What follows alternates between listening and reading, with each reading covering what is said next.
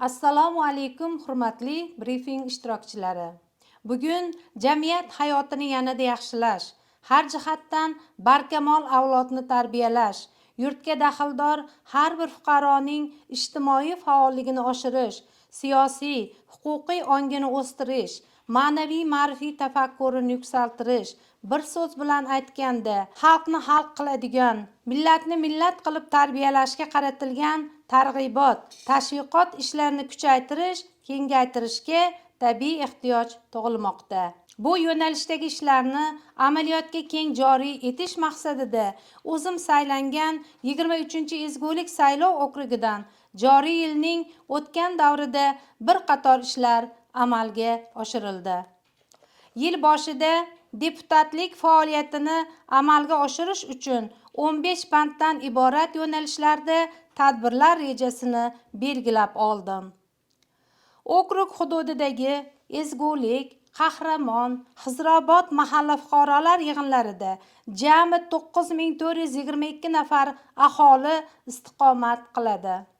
Bu mahallalarda 16 ta ko'cha, 2 ta tashkilot, 6 ta davlat maktabgacha ta'lim tashkiloti, 2 ta maktab, 1 ta oilaviy shifokorlik punktlari mavjud. Aholining 2100 nafarini yoshlar, 5500 nafarini xotin-qizlar tashkil etadi. 332 nafari ishsizlar qayd etilgan. Deputat bu xalqning ishonchli vakili. Xalq bilan birga yuqori tashkilotlar orasidagi ko'prik vositasidir. Bugungi kunda har bir deputat o'z hududidagi muammo va takliflarni hal etish, muammolarga yechim topish maqsadida yuqori tashkilotlar vakillari bilan birgalikda ish olib borishi zarur. Mahallalarda aholi talab istaklari asosida infratuzilmani yaxshilash borasida bir qator takliflar olingan. Jumladan, Sokinlik, Shaldirama, Amur Temur, Xizrobod, Yangichek ko'chalarida yashovchi aholidan elektr simyog'ochlarini yangilash, ko'chalarni asfaltlash, shag'allashtirish, ichimlik suvlari olib kirish bo'yicha masalalar, murojaatlar kelib tushgan.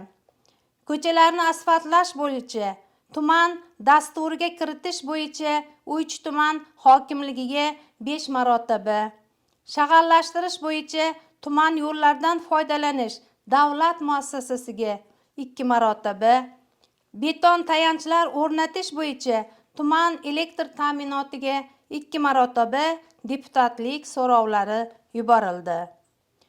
Bu masalalarni hal etish bo'yicha 2 ta masalalar ijobiy hal etildi, qolgan masalalar nazoratga olingan.